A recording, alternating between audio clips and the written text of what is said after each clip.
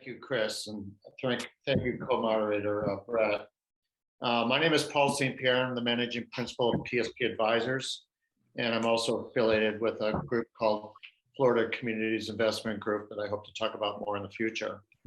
I've been working for the better part of 40 years. I've done several tours of duty around investment funds and real estate funds, private equity funds, regulated investment company funds. So I'm really a veteran of both the fund world and the alternative asset classes of real estate, private equity, and corporate credit. And so that brings me into a lot of interesting areas that happen to converge in this qualified opportunity zone capital markets, as I call it. So it's really, really intriguing to see a lot of my professional experience come forward. I've also served as an RIA, an investment advisor of many funds. So I'm on the investment side, CFO side, compliance side. You know, as CFO, you probably see about 8 positions in baseball on the inside of a major investment operation. Brett, you want to tee up your profile, and then I'll come back and talk about the mission of the Opportunity Zone program, and then we'll take it from there. Thanks, Paul, and thanks, Chris, for putting this together. I'm Brett Siglin. Nice to see you all this morning or afternoon if you're on the East Coast. I'm with Jennings Strauss. It's a firm in Phoenix, Arizona, and I've been working quite extensively in the Opportunity Zone space over the last 3 years. We've probably set up about 40 funds, and we've worked with a number of different sponsors and developers and other individuals that have come in and needed guidance for setting up funds, and then started navigating, the framework going forward from the time they launch to the time they start raising capital, acquiring properties, and then navigating those waters once they're up and running. So I've got a background in tax, corporate, and real estate practice. I kind of cut my teeth over the years doing low-income tax credit transactions across the U.S. And it sort of blended well into this space. So do a lot of work with developers building multifamily as well as other asset classes. Well, thank you, Brett. I just want to take 3 or 4 minutes to talk about the Opportunity Zone Works compliance zone and kind of how broad and deep we want it to go. Really, when I think about tax compliance, the counterparty is always the Internal Revenue Service. And so the whole purpose of compliance is to improve the probability of delivering these tax benefits to the ultimate investors that are deferring their capital gains and coming in for very long periods of time.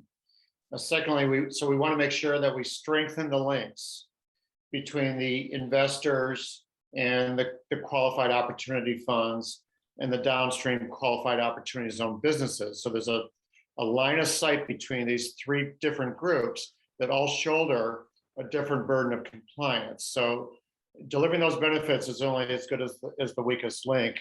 And so it's very important to have visibility on these 3 interlinked groups of participants. We certainly want to advance the goals of the Opportunity Zone capital markets to involve the best policies and procedures and the best practices. I come from the BDC world and the regular investment world and mutual fund world, where they have exceptional policies and procedures around tax compliance, so well that the IRS never bothers them because there's no fees or penalties in it for the IRS to bother with regular investment companies and REITs. So we have to up our game, make sure our game is up to measure up to what's going on with other tax vehicles out there. Obviously, another mission is to provide accurate information to all Opportunity Zone capital market participants, provide the tools and resources and information for them to execute their responsibilities, and really hopefully bring compliance down to the local operators, the local businesses, the QOFs, to make sure there's a depth of understanding there. There will be 2 or 3 components. When we talk about scope, it doesn't really start and end with Opportunity Zone capital market compliance. There's a wealth of security laws that certainly intersect with this area when we're offering securities in the funds or when the underlying opportunity zone businesses are offering securities. And so there's many intersection points with federal and state security laws, and we're willing to take that on to a limited degree. In some of the Puerto Rico area, there's layers and layers and layers of complicated compliance issues at the Puerto Rico level and at the federal level, and we're certainly to be vigilant on that. Also, we have overlap with the new market tax credit, so we're not expecting to be experts at that, but to the extent opportunity zone programs are layered in with low-income housing tax credits and new market tax credits, at least I'm seeing several questions on the interchange between those things. We certainly want to advocate Q&A. That's what we're here today for. Q&A, that's live on the OZworks sites for the compliance zone. We hope that if anybody offers up a question today, that we invite you to go up to the compliance zone and post the question again for the benefit of the broader membership. The IRS has Q&A, and so we want to keep monitoring all that. Eventually, we want to have an open microphone so that if people are hearing anything or want to say anything about compliance or related topics, we certainly want to have an open microphone to broadcast that out to the community. And we have a wealth of resources that we endeavor to post on the compliance zone with links and a lot of goodies there to help people become become independent. It's all about intelligence and hearing as to what is the IRS doing in this area? What are they asking? Who are they poking? What surveillance letters are going out? So we certainly want to get more surveillance on that topic. So at this point, Brian and I would like to open it up for questions and from the audience. We have some teaser topics if there's any airtime here, but we'd like to hear those burning topics. I want to acknowledge Joy out there. Joy has been an advocate of using the portal for Q&A. And we certainly, Joy, I appreciate you posing questions, and we certainly want to broaden that out over and over again. So open up for Q&A here. Let's hear what everybody. Looks like Carmen has a question. Hello, good morning. Well, I'm Hi, calling Carmen. from California, so it's morning here. Okay, I have a question about the IRS rule that the property has to be sold to a non-related party. And my understanding is that is a party for which the seller is not more than 25% ownership. The reason I'm asking is because I have an owner that is in an opportunity zone, but he wants to stay in the deal. Is that possible? I can tackle that. So it's actually a 20% restriction, Carmen. 20%. And it's a pretty strict requirement, unfortunately. It's probably one of the most draconian aspects of the incentive. You know, if you compare it to some of the other tax incentives out there, like in a low-income housing tax credit transaction, you can have up to 50% relation between the buyer and the seller. But here it's 20%. And one thing that a lot of people probably don't think about as much is it's not just the capital interest, but it's also the profits interest. So it's really important that whoever might be selling the land, they can potentially invest in your QOF, but they certainly can't put more than 20% of the capital in the deal. And then you have to be careful that they don't have more than 20% of operating cash flow during the 10-year period, or residual cash flow on a refi or a sale. And there's been a lot of confusion in this arena, because obviously we've worked with a lot of sponsors that are setting up funds, and they often have a relationship or develop a relationship with the group that's selling the land or whatever the asset is. And a lot of times there's gains obviously generated from that sale. And so there's a whole nother issue that comes up. It's a concept of circular cash flow, and there's this step transaction doctrine that you have to be really mindful of when you're dealing with somebody that's selling the property to the sponsor's QOF and then also investing in the fund. So that's kind of an overview, but I'm glad you brought that up because it's a huge issue that a lot of people aren't talking about. Is it something you would say stay away from because it's too complicated?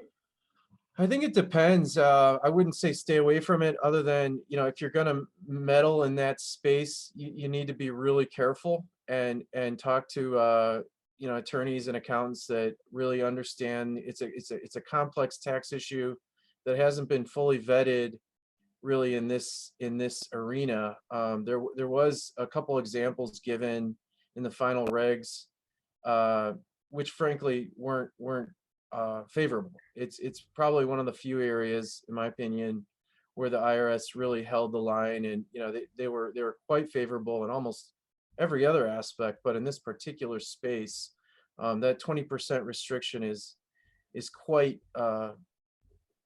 draconian, and so it's important to really be careful when you're structuring, and there might be other ways around it, like using a ground lease or something like that. But then you get into other complications with, how do I find a lender that'll finance the deal and that sort of thing. But I'm really glad you brought that up first. Yeah, I might add that, when you pull down the regulations and scan it for words like related party and unrelated parties and unrelated party, it does pop up multiple times. Even the investor that's harvesting their capital gains, that's set up for deferred, that needs to be an unrelated party transaction. So it's sprinkled throughout. Read the analysis about related parties for everybody on the phone. The last thing an investor wants to find out is it was a related party transaction that generated the initial capital gains. And they're in it for 10 years and they find out, oops, the default happened way back in the beginning. And that's a good point, Paul. It's like a cliff. You really, it would disqualify the entire transaction. Yeah. So it's an important analysis. In all the advisory work I do, I generally start with searching for related party relationships. Okay. Sybil, let's have you hear your question. Sybil, you're on mute. Thank you. Everybody today. Happy Monday, everyone. Hey, Sybil. So, okay. So mine is like layered, like a really good tiramisu, but not. So first of all, my project is in Puerto Rico that I'm working on. So there's that fun layer. Then the second thing is I am doing a condo, hotel, resort type thing. But I'm using fractional ownership. So each of the units that I'm doing is going to have 8 to 10 people who are actually deeded to the property. Now they're going to be from the United States, most likely. So I'm trying to figure out, should I set up an opportunity zone entity for each one of those, like a fund for each one for these people to buy into the business, or is it okay just for it to be, for them to purchase it because it is in an opportunity zone? And then the other layer is the marketing of it, because it's not going to be a security. It's like a straight sale. Would it be, how can I go about the marketing? Are there restrictions to that? And, all that good stuff. So, I mean, you guys know a bunch of that fun stuff. So just tell me what you know about what I'm talking about. Yeah, I'll start. And I'm familiar with fractional interest because I studied it several years ago, and it's very popular in the ski resorts and elsewhere in the United States and abroad. Yeah, fractional interest. If you're building 10 villas and you're creating 8 fractional interest for each villa, yeah, you're selling 80 fractional interests theoretically. Now, I would never organize the capital markets program solely around the opportunity zone program. Money is green. Money can come in through many different channels. Right. And so if foreign investors want to buy it, great. If taxable money wants to buy it, whatever. But in the event that in the marketing materials, I'm sure you're going to suggest that this fractional ownership condo hotel isn't an opportunity zone. So what you're really going to be providing is a customized service for investors that have capital gains to come to the party and get their money channeled in. So I think you only have one alternative. Brett will correct me, but the money would have to flow directly from the investor into their own qualified opportunity fund, and then they would title their fractional interest in their own name rather than in the fund. Okay. But Brett, So you're saying do it so that each person would have their own fund.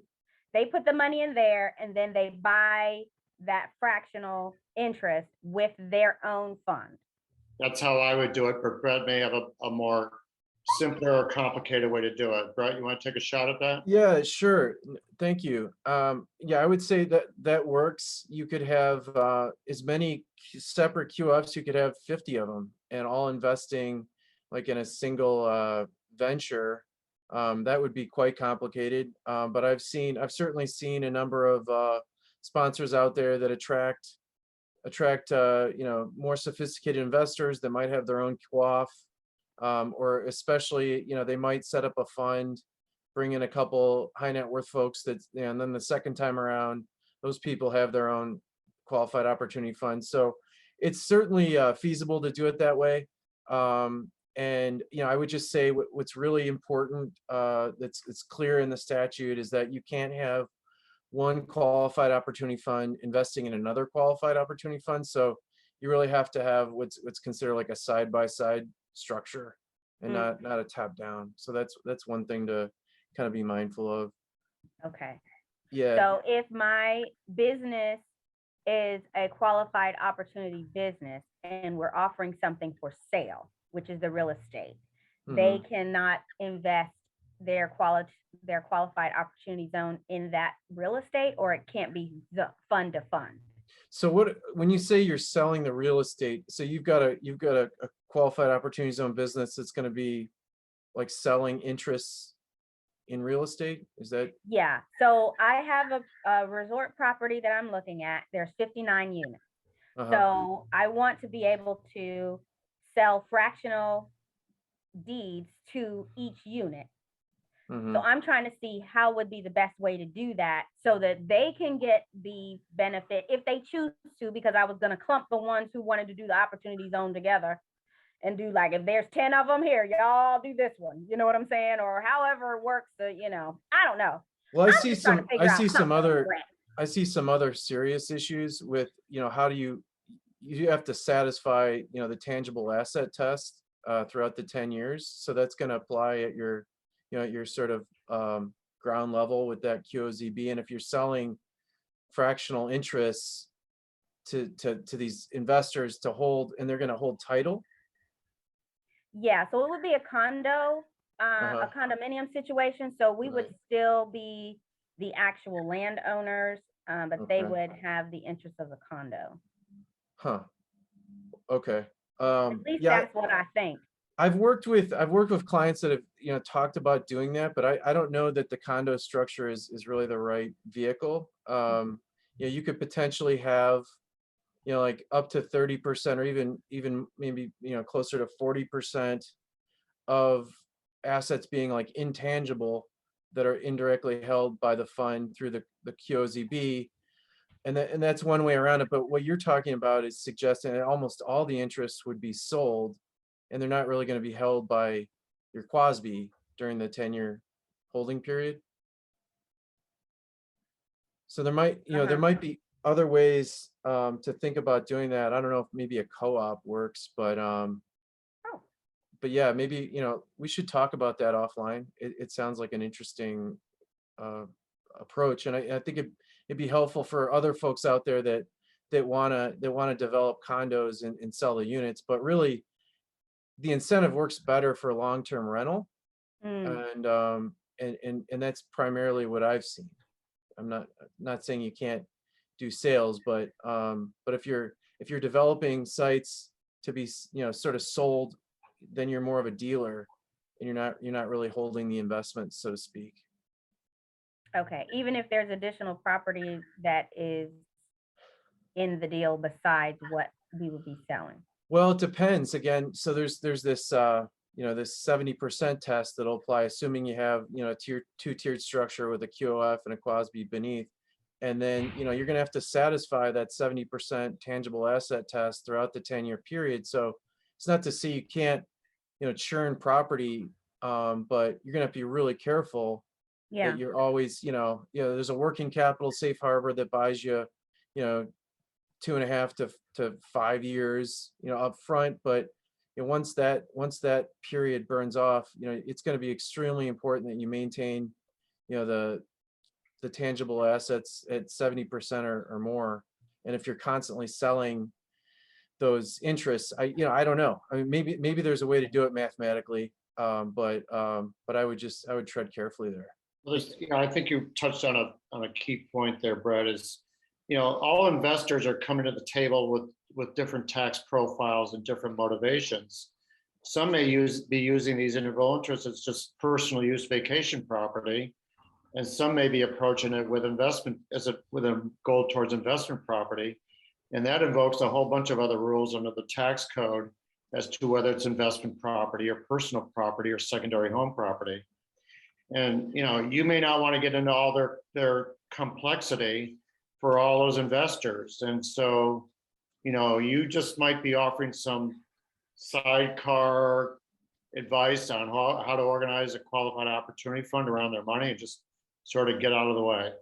okay, so you're saying just let me take advantage of the fun stuff and the benefits, and then just pass along savings maybe to them later, or? Well, it's just a marketing tool. It's a potential marketing tool for investors, but it's up to them and their tax accounts and financial advisors to make the final determination whether it should be an opportunity zone investment or not, given everything else going on in their tax picture. Yeah, okay. I appreciate you guys. Thank you so much. I love talking to smart people. Thank you, Sybil. Really appreciate the question. One shoot up it all. So we have a question from Nita Black here. Yeah, guys, if I could just interject real quickly. I know there's also Gordon, Goldie, and Patrick Chagru are also here. I didn't know if either of them had any insights, but before I kind of call on them, ping them, I do want to say that just so everybody knows, as we get into the details of a deal, like Sybil, as you start to talk about the navigating the nuances of the project, please feel free to reach out to these guys individually, because that may take a little bit longer of a deep dive, right? And they're also, available for those types of things. And it may be that you need to activate like an agreement, right, to work together. So I should have prefaced with that in the beginning, but great question, and really cool to like hear the potential structure of all this. I don't know, Gordon, did you have anything or have any thoughts or experience around that Sybil's particular situation? Yeah, not a lot to add. I did agree with the comment about that OZ works better for longer term held assets as opposed to for sale assets. And so not to say that it can't work if there's even in a for sale scenario, if you're going to continue to sell over time, or if you're going to retain some assets. But the biggest benefit of the program is not having to pay tax on gain for anything you sell more than 10 years out. And so if the sales are going to take place during the 10-year period, then that biggest benefit's not going to be there. And you have to be careful about spending too much time and money setting up the structure if you're not going to get a lot of tax benefits out of it. Right. Yeah, thanks for chiming in. And Brett and Paul, I haven't introduced you to Gordon yet. Maybe you haven't been in other situations or circumstances, but love having all kinds of different takes on all this. So thank you, Gordon, for chiming in, for being here. Yeah, there's a couple questions we can dive into. Nita, did you want to straight up ask your question? Should we just read it? You can just read it. Okay, I'll read it. from Nita Black, everybody. I have a client with multiple properties in opportunity zones. Client is a nonprofit. We're going through the numbers now as to net operating income and cash flow per property. The question is, can the nonprofit sell properties and then lease them back under a long-term lease? Question mark. If a QOF is interested, they would buy the properties from the nonprofit and agree to lease to nonprofit for at least 10 years. Is that right? The nonprofit might have capital gains from the sale of the properties, which might be used through the same QOF or another QF to buy more properties. Question. These are both single-family residential and commercial properties in OZ. So I'll take a first stab at that, and I'll ask Brett to supplement my comments. First off, in OZworks, we've had other panels about joint ventures between the private sector and nonprofits in terms of how to come together rather than, in terms of achieving certain goals. And so I'm sure those calls are out there, those webinars are out there to refer in going back over that. I think that if the QOF is merely going to be entering into a lease with the nonprofit and the nonprofit's going to do all the work in terms of building affordable housing, on a ground up basis or at least a leasehold basis, obviously, I just want to remind you that a QOF cannot enter into a triple net lease. That's prohibited under the opportunity zone rules. A triple net lease is where the tenant, in this case the nonprofit, would pay all taxes, insurance, utilities, capital repairs, everything under the lease, and where the lessor, who would be the QF, is merely just entering into a passive ground lease, cannot do that. So I'm not sure what the intention was in the relationship that you envision between the QF and the nonprofit. But clearly, there's middle ground there to structure something. You may want to structure where the nonprofit just holds the assets and the QF comes in as a joint venture partner and provides additional capitalization to get the job done in the pursuit of the mission of the nonprofit. I've done that up in Jacksonville and some other places. There's many creative people that are looking at that all over, of combining private capital with nonprofits. With regards to this is Brett.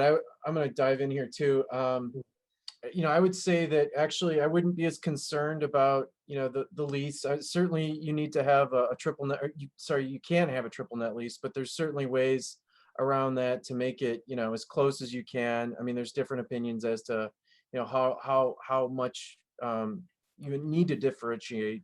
Whether it be having maybe the owner pay taxes or maybe insurance or maybe retain certain maintenance and other obligations. Just kind of going back to the structure though, I think it's fine to have the nonprofit sell those properties. Maybe even consider a ground lease. I don't know if that's an option or not. Sometimes there's ways to get creative with tax exempt entities there and take other advantages using a ground lease structure. At any rate, I think your point is it's got to be a long-term lease. I definitely agree with that. And I think, probably the longer the better.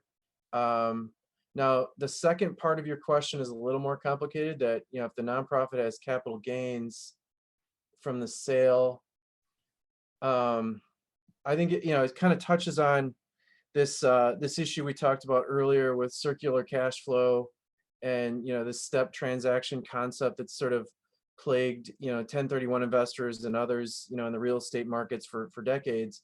The IRS has made it really clear that, you've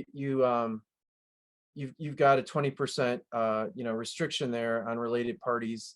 So if the nonprofit is actually investing in this QOF, that you'd want to tread very carefully, kind of just like we talked about earlier. But the other idea you have was to have maybe those proceeds be invested in a different QOF, and I really like that idea a lot, because then you're outside of your structure.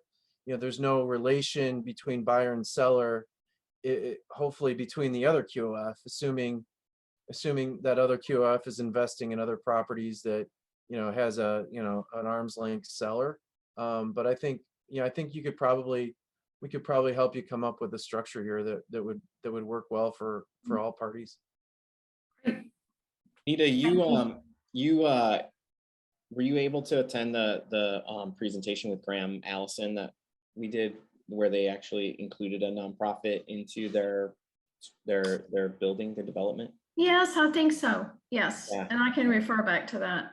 Yeah, check that out. And Graham is also available, I think, to talk through how they navigated that, which is a really cool model. Gotcha. I just want to add a few things that the nonprofits typically don't pay taxes. I mean, it not say they can't. So, even if they have a gain on the sale, it might not be a taxable gain. And so Right. be a need for them to invest, to defer the gain if they don't pay tax on it. But they could be paying tax. It really depends on how related the activity is that generated the gain to their mission, Mhm. generate tax. And I thought there was also a comment about about possibly having a sale back after 10 years. And my recollection is there's restrictions on that. It has to be like a arm's length price at that time. You can't kind of pre-negotiate the price that is going to be resold after 10 years. So just be careful if that's part of the structure. Gotcha. Okay, thank you. I do, that is very helpful because from a business standpoint, they don't really need to own this real estate. They just want to lease it for the use of the nonprofit to individuals that they're serving. So that's a good point in terms of like if they paid the taxes or paid, the structure there. Your comments are very helpful. Thank you. Okay, thank you. I'll read the next question from Patrick Chagou. Is as sharp as a diamond chisel here. And Patrick says, thanks. Patrick says, can you discuss the ability of a QF investor to liquidate out of a QF investment and timely reinvest in another QF without realizing the deferred gain? Does it have to be a complete liquidation out and reinvestment? Question mark. Does a new holding period apply on the reinvestment? Question mark. Also, would a conversion of a C Corp QF into an LLC tax partnership qualify as a compliant liquidation of QF interest and reinvestment into a new QF? And again, would you have to start a new holding period for the 10-year hold period? I'll take the first half of that, and I'll give Brett the dirty part of the second half of that about the conversion. I've been through this with regards to, let's say you have an investor, some investors that invest in a QF and nothing happens. No money gets invested, it goes stale, it's unable to find investment, and it's failing the Form 8996 is sort of a scenario that's happening out there occasionally. I've been through the tax regulations very carefully on this. There can be a liquidating distribution out of the QF that becomes a recognition, a capital gains recognition event for all the investors in a fund. So now they have a new capital gains recognition event. And so long as that happens before December 31st of 2026, they can then go back in and have a new deferred capital gains event and start over again and put the money into another qualified opportunity fund. Yes, the 10-year clock starts over again on the second reinvestment. But it is, it's 2 or 3 transactions, it's not one. So you have to take each capital gain recognition and deferral event separately, put that on your tax forms separately, and work your way through it so that the first QF would be an investment and then a disposition. The second investment would be an investment if you're dealing with Form 8997. So all that transaction detail should be walking through the Form 8997, which is reported by the investors. Brett, you want to try to address the conversion issue of C Corp into LLC tax partnership? Yeah, I would not recommend that. But I would also, defer to any accountants that are on the call here. It's not something I've ever seen or heard of doing, but it doesn't smell like it would probably satisfy the reinvestment.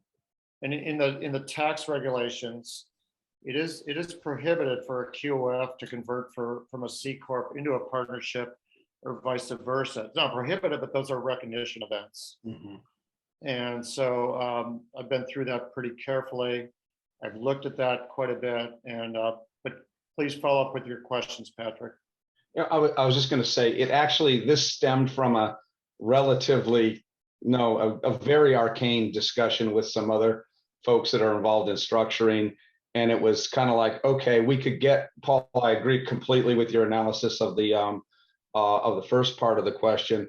And my understanding, and this was from a lot smarter tax people than myself, said that as far as they knew that a conversion of a C corp into an LLC is treated as a liquidation and a recontribution. And Gordon, I'd be interested in your comments on this as well. So, and that's fine.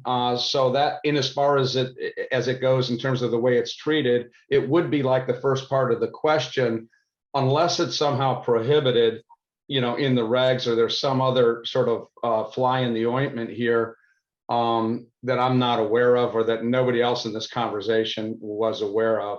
It's not really a specific deal, really more of a theoretical question, because to do that conversion, there better be a darn good reason to do it. Gordon, what do you think? Yeah, I think I agree with you about it be a liquidation and a recontribution. I guess it really depends on what the assets are that are in the corp. Because if you've got appreciated property in the corp, then the tax law says that you're deemed to have sold it, right, market value, and you recognize gain at the corporate level. So it can trigger a tax liability to at the corporate level to be deemed to liquidate. And then if it's just cash, then that probably wouldn't be appreciated, and it wouldn't trigger a taxable event. I mean, that in that scenario, maybe it could work. I'd have to think about it, where if it's just cash that you're liquidating, but if there's appreciated property in there, I think you have to be real careful about the tax consequences of liquidating. Okay, great, thanks guys, and thanks Paul and Brett for your time. That's awesome. Carmen, I see your hand is raised. Do you have another question? Yes. My question has to do with the IRS definition of substantial improvement when you're purchasing a property in an opportunity zone that needs rehab. Now, I've been to a couple different workshops. Some say you can use the IRS, the assessed value, and deduct the value of the land from. So how do you? My question is, how do you? If you're buying a property that needs rehab, how do you define, or how do you calculate the amount of substantial improvement? Yes. I can tackle that one, Carmen. This is Brett. So there's actually a revenue ruling that came out about 2 years ago on this issue that really addresses this pretty well. And it was I think there was a lot of discussion in the industry and lobbying, if you will, because this issue was going to be making it difficult for people to acquire and rehab buildings. It's a lot easier to sort of justify substantial improvement of land, but if you're acquiring let's say you acquire an existing building, it's in Long Beach, and say it's worth $5 million. The substantial improvement only applies to the amount of basis that's in the building and not in the land. And so, let's say 60% of the value is in the building and 40% is in the land. So you'd have, $3 million in basis in the building. You would have to, put $3 million of substantial improvement into that building, which is still pretty significant. And it really begs the question, it has to be a building that needs a lot of work. So I guess the best way to sort of justify that, though, because who's going to say, what the value is? I mean, you could go off what's in the property tax records, or you might better hire an appraiser to come out and then decide, based on, a very thorough appraisal, exactly how much value is in the land and how much is in the building. And then, take that and keep it in your files and rely on that for, justifying the work that you do over the next 2.5 years. Can you use the assessor's percentage? You certainly can. I think it's probably going to be a little more conservative, though. It just depends on the location. And I think that's probably something that you could rely on, yes. But again, you wouldn't want to just make it up. So You I wouldn't wanna go understand off- that, but I was just wondering if you could use the assessor's value, or what you could use as to determine that what percentages was building and what percentage was land value.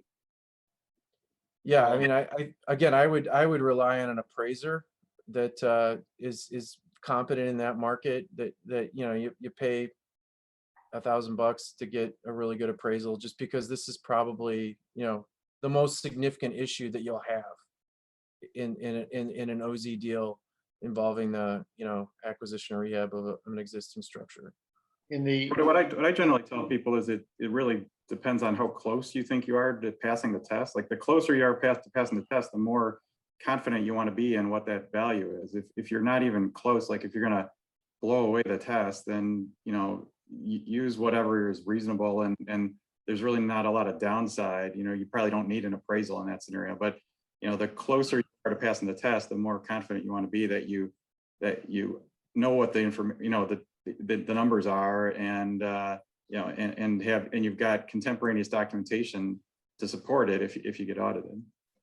Yeah, in the final regulations that went effective on March 13th, there's many pages of IRS narrative where they talk about their considerations and their decisions and conclusions, and they glibly in passing they mentioned looking at assessed valuations in the county records.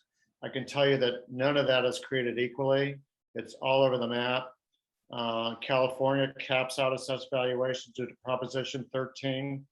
And so I think to really cover your bases, as Gordon says, get a tax cost allocation done properly. This is done in the REIT world, where they do get tax cost allocation, but there the goal is to maximize the improvements in the depreciable basis and to lower the land value. Here it's kind of the opposite. People may want to maximize land value and lowball the improvements, and so it's flip-flop, and the IRS doesn't provide any guidance as to how to do it. They've stayed away from that third rail for years and years, and so cover your bases to get a tax cost allocation study, but you don't have to. If you really go out and get your own land comps, you can kind of figure it out. So Carmen and group, I'm interested in your thoughts on this. For one situation that we did the same question, it's like getting a full appraisal could be costly to a deal depending on the nature of the deal.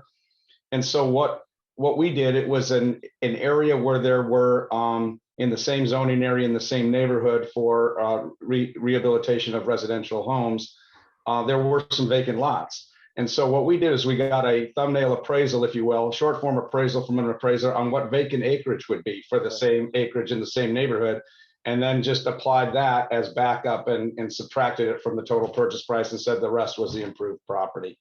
I'm interested in the compliance people's view on that. That's exactly what I do when I'm advising clients on if they do it in the house, do it themselves.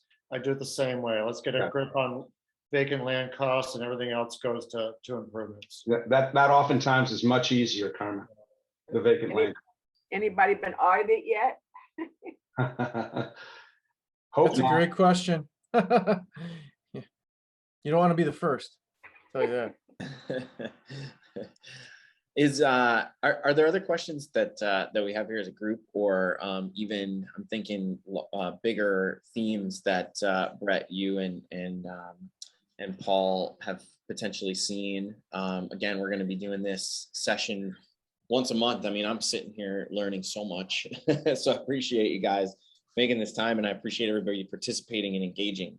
It's incredible to hear like all the variations. So Are there themes or topics that you guys are hearing or that you want to touch on that everyone should know about right now? Yeah, I'll just mention two, and I know Brett has some of his favorite ponies too. You know, the whole concept of fair market value, when the taxpayers have to pay their tax liability in December in tax year 2026 on the deferred gain, it's the lower of their tax cost basis in their investment or fair market value of their investment. There's been very little discussion about this. I covered in my comment letter to the IRS in regs version 1 or 2. But the aspect that tax liability can be based on the fair market value of the investor's QF interest is going to be the wild, wild west. And who does that valuation and what is the fund's role in the valuation of those investment interests is going to be, you know, quite crazy. I can certainly envision where 10 investors in a QOF can come up with 10 different valuations for fair market value of their investment interests if they're left to themselves to figure it out.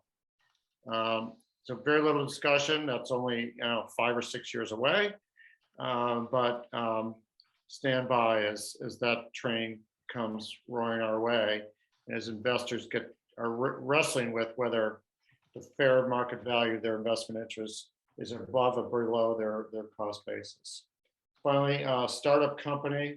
I mentioned this before. Startup company was touched on the Federal Register additional regulations or correction of regulations on August the 5th. And so the concept of startup regulation continues to, those words continue to be added to the regulations. Not a well-defined term. What is it? When is it no longer a startup company? Be interested to hear what Goldie has to say about that. Gordon, about if you have any comments about potential gaming around fair market valuation in 2026, or how you feel if a startup company is or is not. When are you a startup and when are you not a startup?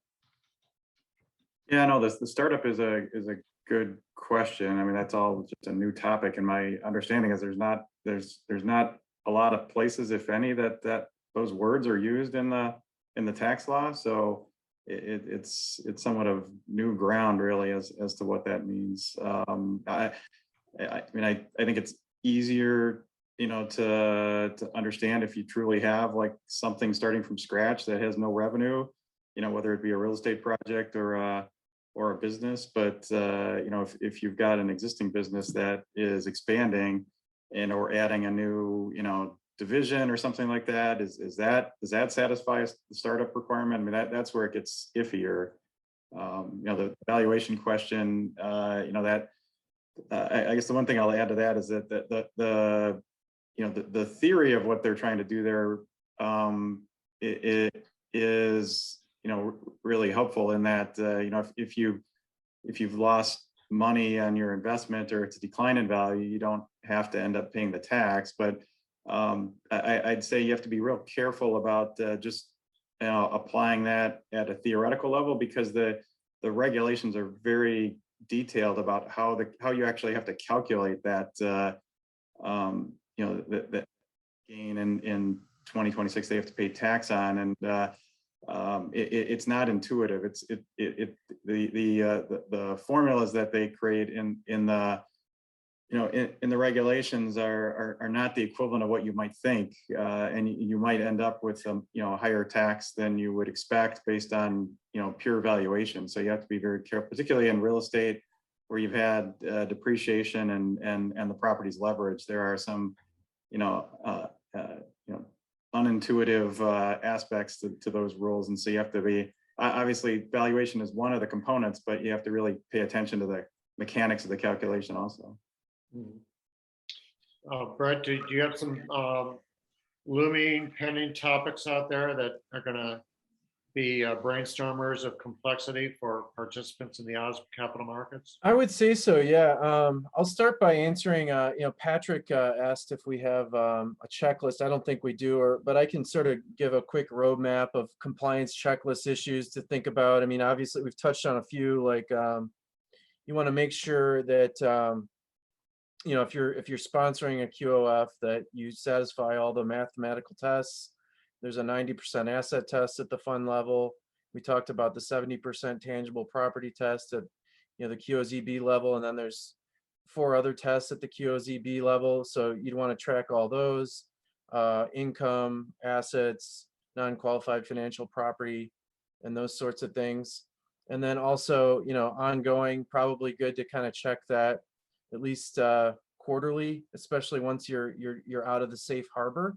And that's another thing that you'd want to track in compliance is, how to satisfy that working capital safe harbor, assuming you have only 31 months, or if there's going to be infusions of capital beyond the first 2.5 years, can you continue satisfying that safe harbor for up to 62 months. So that's really important to track. Another issue that we haven't really touched on is securities compliance. So one of the sort of hot topics, if you will, is whether or not you have to admit only accredited investors, or if you want to open the door to unaccredited investors. And that's something that SEC guidance has come out in the last year that's made it more feasible and possible to bring in unaccredited investors. But if you do that, you kind of open the door to a lot more compliance issues and kind of vetting those people very carefully. You're going to have to get audited financials on investors, and it's going to take a lot more complexity. Whereas if you're doing kind of a standard 506B offering, and you're bringing in people sort of in your network, friends and family, people in your Rolodex, people that you trust, you really just kind of take their certification that they're accredited and go from there. But I think it's really important too, if you're sponsoring a fund, and especially have multiple funds, and if you have a host of different investors, that you really need to kind of stay on top of who these people are, and also disclose to them what the risks are, and that you might need that information about their financials going forward. I want to be conscious of time here, guys. I really appreciate the in-depth insight, and I know Patrick had a little question here about a checklist. And Paul, maybe time to revisit that. We talked about it. Yeah, I was going to touch on it. Yeah, go ahead. If you want to touch on it, go for it. Yeah, Patrick, I do quite a bit of advisory work in the interface between qualified opportunity zone funds and qualified opportunity zone businesses, or those that want to be or want to determine if they're a qualified opportunity zone business. So I do quite a bit of work on that. It's a dance that happens up front. As you know, the regulation is that when a qualified opportunity fund invests in a business, it must be a QOZB at the time of the cash transaction, or it must be, in the case of a new business, it must be intending to be a qualified opportunity zone business. So I work a lot on management representation letters that go to QOFs to say we are a QOZB or intend to be. And so I've developed quite a bit of checklist stuff that I intend to make open source, openly available, public source information to share some of the processes and procedures that I've used to make these determinations. So, and I've also thought of decision trees, yes, no, yes, no, yes, no on investor side, and some other things. It's just going to take some work I believe anything that I post better be checked out by a professional like Gordon or somebody else, or some of these other shark tax people, to make sure it's bulletproof and it works it's gone through my own compliance review. Okay, but it's coming. One of the things that we dabbled with a little bit, Patrick, remember early on we did a compliance panel, right? And Valerie from Gordon's team was part of that as well, and Maria from Grant Thornton in Puerto Rico. And we talked about putting together, and we put together a sort of like QOZB type compliance checklist. It never got posted because we didn't have a formal structure for like where it could get posted, but I think, yeah, we'll revisit that and see where it is and in what current form it exists, But I appreciate everybody bringing their questions, being present, participating. Thank you, Gordon, for chiming in. Thanks for the questions, everyone.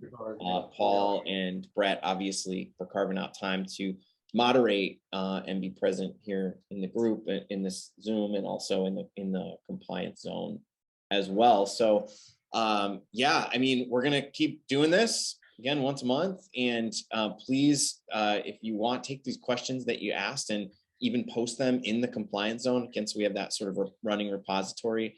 And I'm sure these guys would be happy to go in and plug in the answers, the quick answers per this topic or these topics. And this recording will also be posted in the compliance zone for, if you want to go back and review it. So thoughts, questions, comments, gentlemen, before we go, or anybody else? Yeah, Michael O'Meara is asking for more resources, and in the beginning part of our presentation, we said, resource links across securities laws and compliance areas is forthcoming to make sure everybody's up to date on the most current federal regulations, because those can change overnight. Beware. And this is a format where we can continue to build, right? So this is a starting point for building all of this content. Brett, did you have something you wanted to add?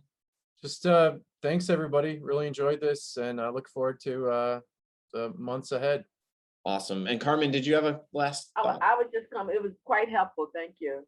Absolutely. You're welcome. Thank you, everyone. And have a great week ahead. I'll see you all soon.